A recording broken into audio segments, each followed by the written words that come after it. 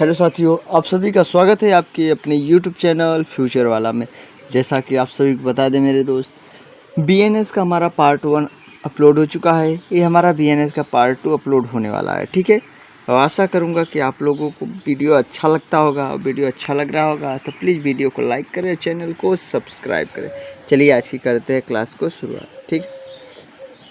जो 23 अपराधों में अनिवार्य न्यूनतम सजा पेश की गई है वेश्यावृत्ति के उद्देश्य से बच्चा खरीदना, संगठित अपराध, आतंकवादी कृत्य, लोक सेवक को उसके कर्तव्य से रोकने के लिए चोट पहुंचाना, लोक सेवक का अपमान करना या चोरी करना, ठीक है।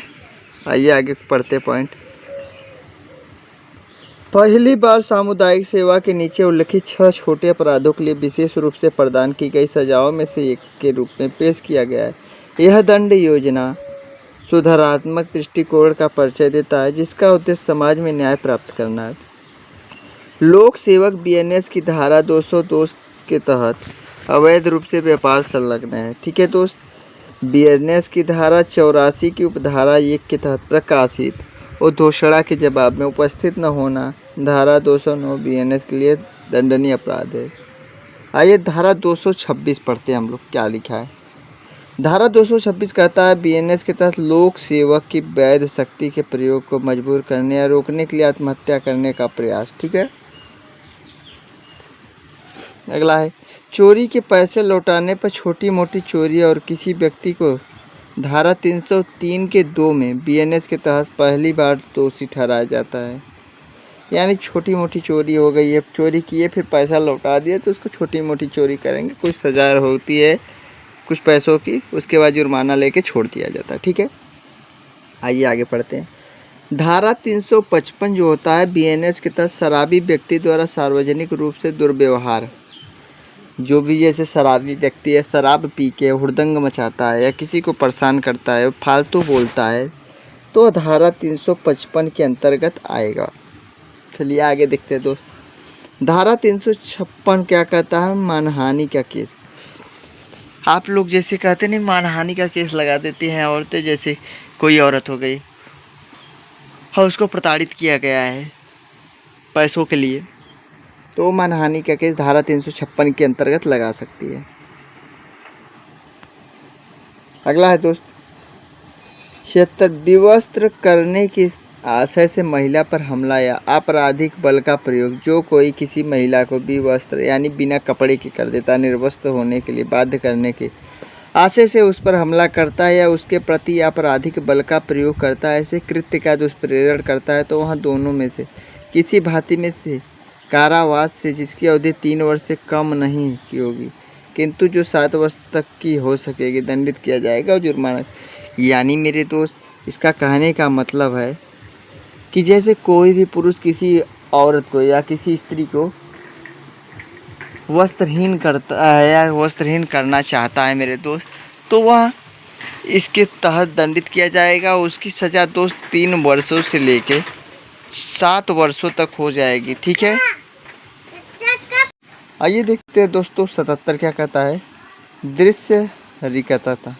यानी जो कोई किसी निजी कार्य में लगी हुई किसी महिला को उन परिस्थितियों में जिनमें वह प्रायः वह प्रत्याशा करती है उसे देखा नहीं जा रहा है, एकटक देखता है, या उस कृत्य में लिप्त व्यक्ति के कहने पर कोई अन्य व्यक्ति उसका चित्र खींचता है या उस चित्र को प्रसारित करता है, तो प्रथम दोष सिद्ध पर वह दोनों में से किसी भांति के कारावास से जिनकी अवधि 1 वर्ष से कम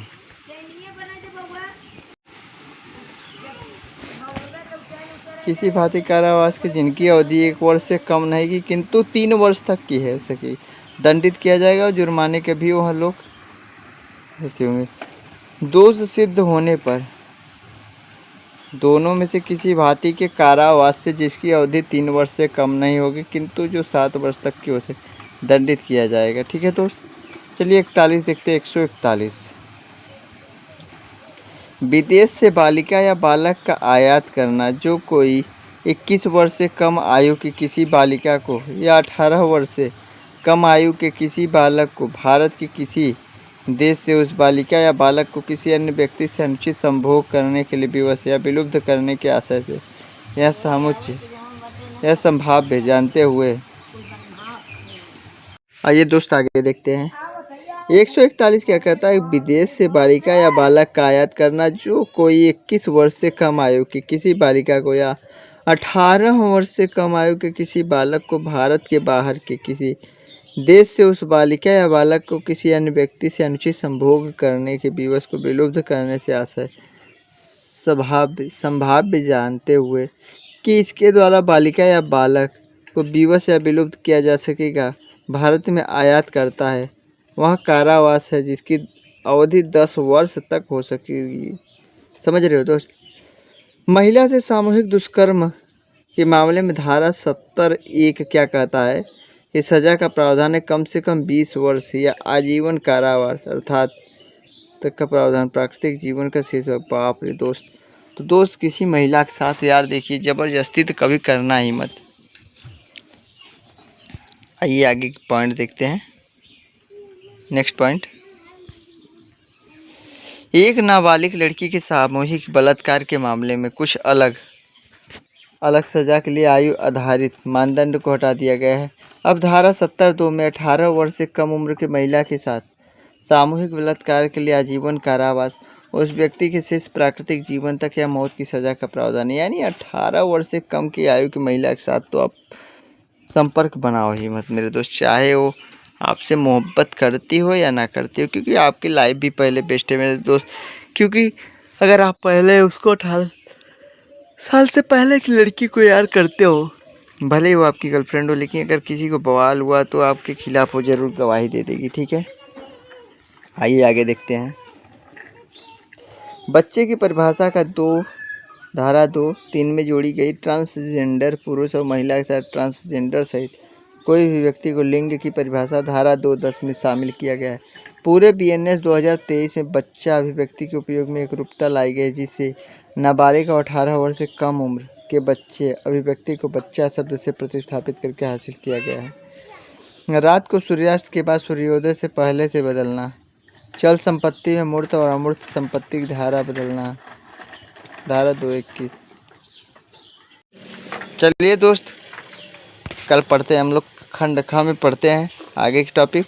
आज के लिए